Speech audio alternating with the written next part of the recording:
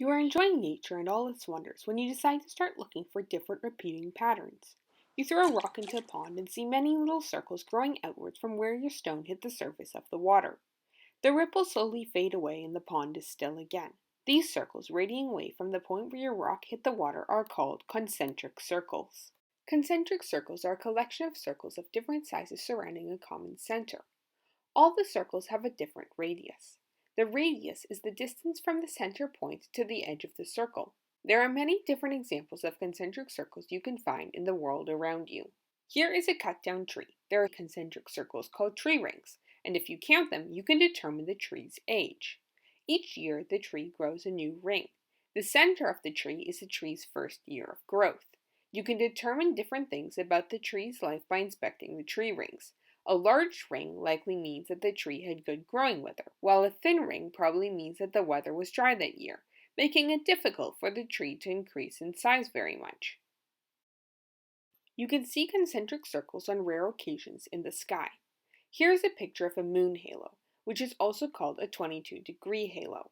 This phenomenon occurs because cirrus clouds, a type of thin, high-altitude cloud, are made up of tiny frozen droplets of water. These bits of ice reflect and refract the light, making you see a 22-degree halo.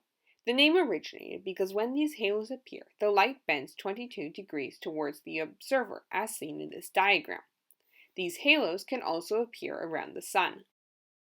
The paths the planets take around the sun form concentric circles too.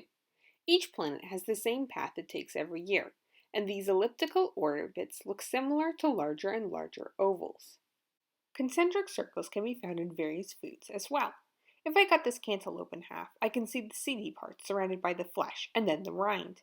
This kiwi has a similar structure, and this mandarin has concentric circles as well. You can probably find many more concentric circles in fruits, vegetables, or even eggs. Doodling concentric circles can be a fun activity. You can see how many you can fit on a page, or use different colors and make art. You can also make a loopy squiggle and then draw another squiggle around it. It's not really a concentric circle, but it still looks interesting. As you draw, the squiggle loses its squiggliness and reverts to a circle-like shape. If you do not want this to happen, you can accentuate the squiggles and get funny-looking shapes like these. Another interesting repetitive pattern is tessellations. Tessellations are rather open to interpretation because any repeating pattern without gaps or large overlaps is considered a tessellation. The skin of a snake, the minuscule pattern on a leaf when you look at it closely, or even the sand in the desert can be a tessellation. You can find tessellations all over the place, and often the pattern will feel interesting beneath your fingers. The tessellating pattern of a honeycomb is particularly fascinating, but that is something we can look at next time.